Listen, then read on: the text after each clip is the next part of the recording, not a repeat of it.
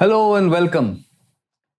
This year, as you know, is the golden jubilee year of the creation of Bangladesh, as well as India's greatest military triumph, which was the 1971 war with Pakistan, mainly in East Pakistan, where Indian Army, Air Force and the Navy defeated the Pakistani army comprehensively.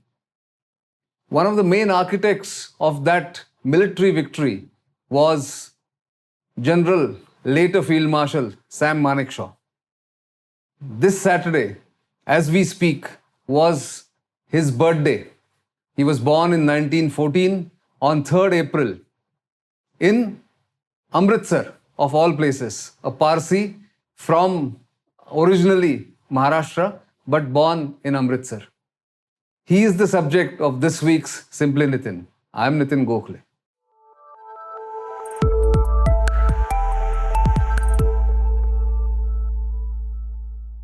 So Sam Manekshaw, or Sam Bahadur, as his Gorkha soldiers used to call him, was, of course, a legendary soldier, general, and a leader par excellence.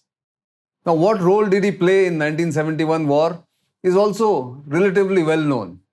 But the behind-the-scene coordination that he carried out with other leaders in the government of India that time to secure a comprehensive win against Pakistan and create Bangladesh along with heads of RNAW, the Research and Analysis Wing, the Mukti Bahini, which is the freedom fighters force of the Bengalis of that time, and of course Prime Minister Indira Gandhi, who led all different parts of the government to have all of government approach to secure one of the greatest victories in military history and alter the map of the Indian subcontinent. That was the first time when Pakistan faced the ignominy of defeat, a comprehensive defeat, although 1965 should also be considered a setback for Pakistan, and so was 1947 and 48. So Sam Manekshaw was already the Indian Army chief when the clouds of war started gathering in East Pakistan, what was then East Pakistan, now Bangladesh.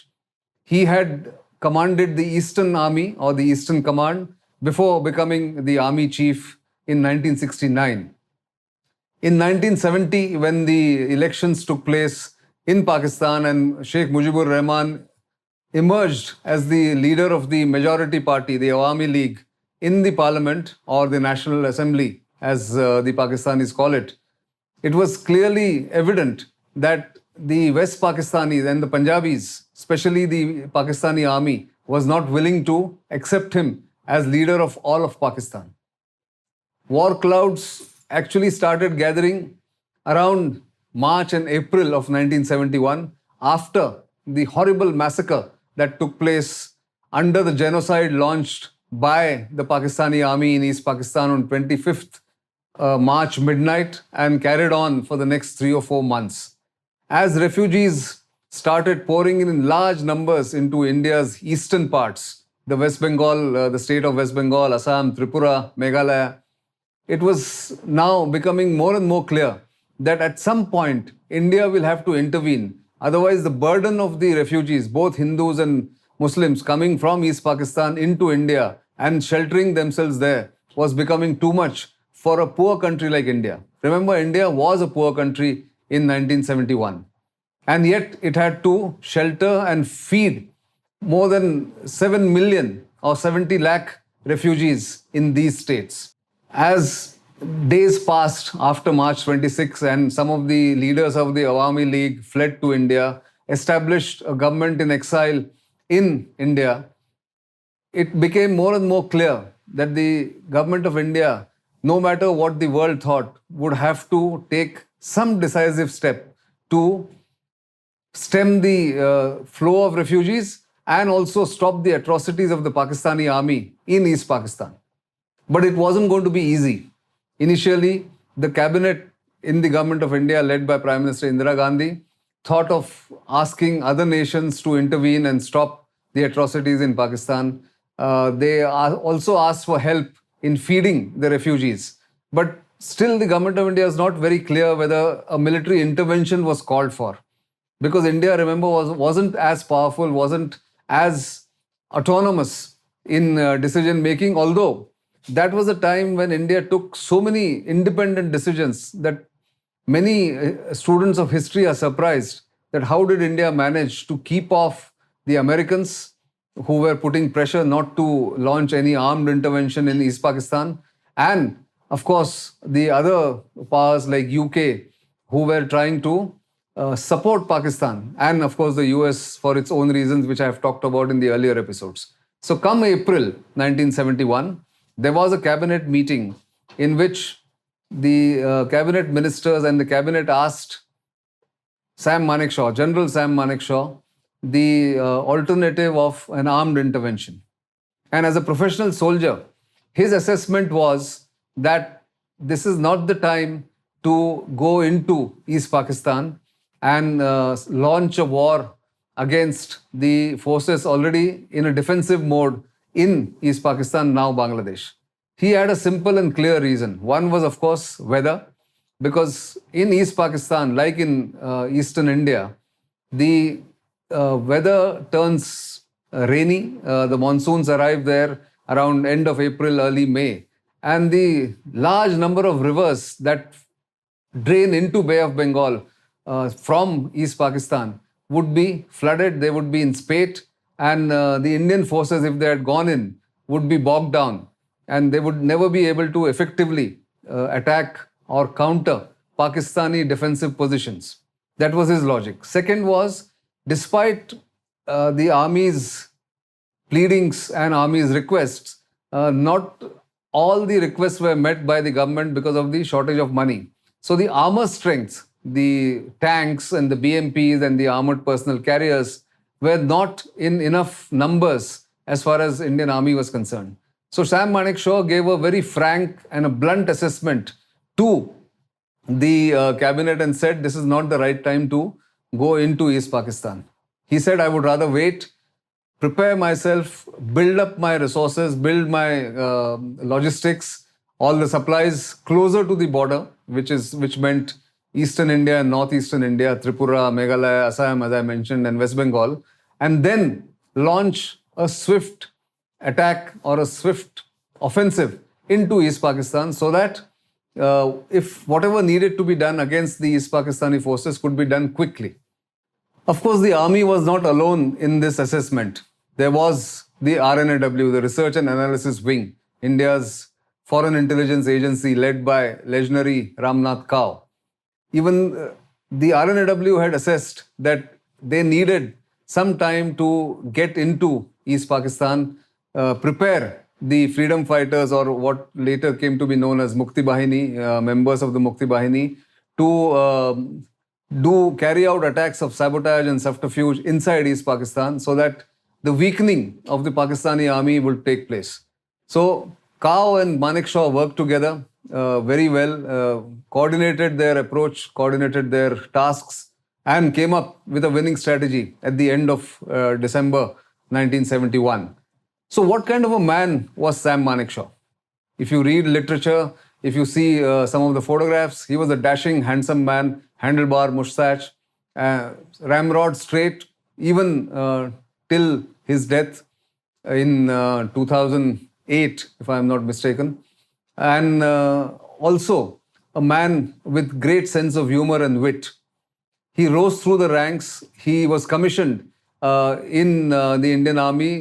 He was the member of the first batch of the Indian Military Academy, where Indian cadets were allowed to join the Indian Military Academy. So he was part of the first batch that was commissioned from the Indian Military Academy. Coincidentally, it was not only Sam Manekshaw who rose to become the chief of the army of his country. There were two other batchmates of his who became army chiefs in Pakistan as well as in Myanmar, or what was then known as Burma. Now, Sam Manekshaw also participated in the Second World War, and he almost got killed. In fact, his commanding officer thought he was so critically injured that he's going to get killed. So instantly, on the battlefield, his commanding officer pinned to him the military cross, because the tradition was that military cross cannot be given posthumously. After the soldier is died, it cannot be given. So when he was alive and critically wounded, military cross was pinned on his chest, but Manekshaw survived, rose to become, rose through the ranks. And in 1961, as the run-up to the 1962 war started, he was a Major General at the Defence Services Staff College in Wellington. Now there, his proclivity to be blunt and upfront on any issues that were brought to him almost ended his career in the army. He was flying on a domestic flight. There was a foreigner who was sitting next to him, some diplomat, who asked him, what would be your policy towards Americans, or towards the policy towards making India stronger? So he gave a very frank and a blunt answer that reached the army headquarters and the Ministry of Defence. Then Minister of Defence V.K. Krishna, who particularly was very upset about army officers being blunt, or who did not like army officers being blunt, then instituted an inquiry, which was nothing but kind of a witch hunt against him, which was egged on by another general, B.M. Kaul, who was a favorite of V.K. Krishna Menon, who of course led India to the debacle in a way of the 1962 war against China. All that was happening. So Manekshaw actually sat out the 1962 war because he was under inquiry. But as the war ended in ignominy for India, he was sent to Tejpur to rally the troops around in under 4 Corps, who had actually fled and who had abandoned some of the battle stations and some of the positions, and were fleeing back into Assam from the hills and foothills of Arunachal Pradesh in November 1962. So Sam Manekshaw famously went and said there, gentlemen, I have arrived and there will be no more withdrawals or surrenders. It's said that that sentence of his, or that remark of his, actually rallied the troops by the time, of course, the war had ended. But that was the time when the turnaround of the Indian Army started. With Y.B. Chavan as the defense minister, who was brought in from Maharashtra by Pandit Nehru, India's first prime minister, Sam Manekshaw and other generals in the Indian Army started turning around the Indian Army between 1962 and 1965. 65, India withstood the Pakistani surprise attack, defeated them, sent them back packing, and of course, then came 1971. So Manekshaw's career progressed through the 60s. He first became the Eastern Army Commander, where he handled the Mizo insurgency in the Lushai Hills, now the state of Mizoram, and then also handled the 71 war as the army chief. What was his personality? Those who have worked with him, those who worked under him, always remember one thing. He was loyal to his subordinates. He always stood by them. He was loyal not just to his superiors, but also to his subordinates. He gave them confidence. He delegated tasks, and he always stood by them, even if they had made a mistake when it came to dealing with non-military aspects or non-military organizations. He would pull them up within the organization, but when it came to projecting the army's image and keeping the army's image intact, he always stood by and defended his subordinates who had made some mistakes. He went on to become a hero, because in 1971, India ended the war in 13 days. Swift, very precise operation, thanks to very good field commanders that he had. Jagjit Singh Arora, Lieutenant General Jagjit Singh Arora, who was the Eastern Army Commander, Lieutenant General Sagat Singh, who led the 4 Corps in 1971, and other generals, both in the eastern wing of Pakistan and on the western border with Pakistan. India was swift. India had a comprehensive military victory. The greatest military victory in independent India's history is the 1971 war. So Sam Manekshaw, of course, became a legend. Mrs. Gandhi also duly rewarded him. He was made the Field Marshal, and he quietly then retired to the Nilgiri Hills down south near Ooty or Wellington. But it was not a quiet retirement, because he was very active right till the end. He became member of the board of various boards on the various companies, corporates. He was a very in-demand speaker for his leadership qualities. And of course, the military loved him. He had his way to charm ladies, but he also, as I said, was of impeccable integrity. And therefore, he became a legend in his lifetime. He, of course, passed away in Wellington and lives on as India's first Field Marshal. Later, of course, General Cariappa was also made Field Marshal, but that was posthumously. Field Marshal Manekshaw will remain the first Field Marshal of Indian Army and perhaps the last. Who knows what happens in the future, but perhaps the last and the most loved soldier in the Indian Army. Today is his birthday. He would have been 108 if he had lived. He was born in 1914. As I said, he would have completed 107 years. He would have stepped into the 108th year if he was alive. Even if he is not alive, his shadow looms large. Every time Indian military literature comes out, or some people write something about the Indian military, Indian army especially, Manekshaw's examples, Manekshaw's anecdotes are quoted aplenty.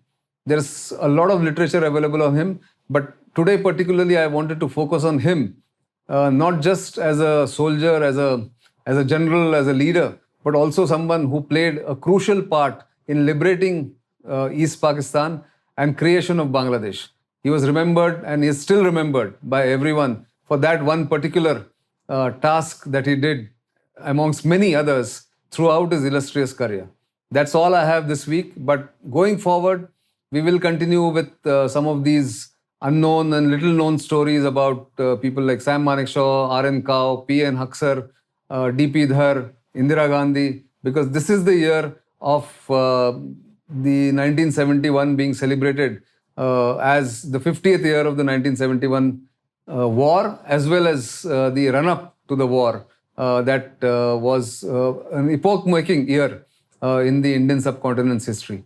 Keep sending the feedback, keep following us on various social media handles, and of course subscribe to us and support us wherever you can, because StratNews Global needs your support.